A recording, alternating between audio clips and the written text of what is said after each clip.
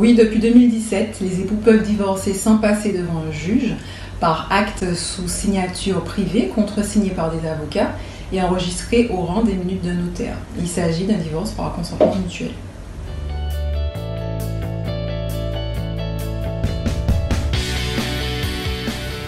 Alors, pour que cette procédure soit possible, il faut tout d'abord que les époux se mettent d'accord sur le principe et sur tous les aspects du divorce. Ensuite, chaque époux doit être assisté de son propre avocat.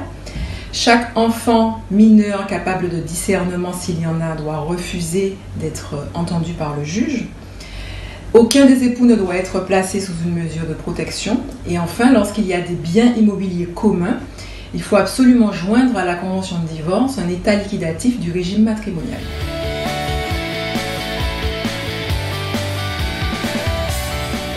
Dans le meilleur des cas, c'est une procédure qui dure environ 4 mois.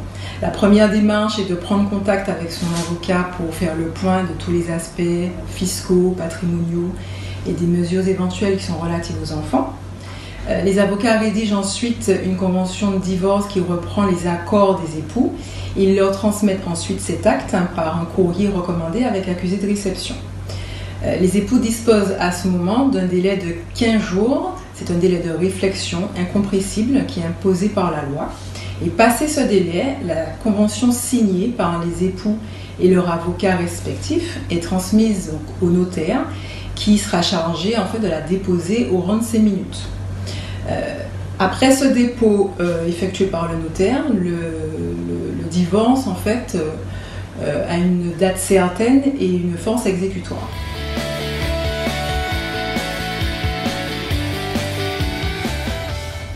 Lorsqu'une procédure de divorce pour faute ou pour altération du lien conjugal, par exemple, est en cours, il est possible de changer de procédure et de préférer un consentement mutuel.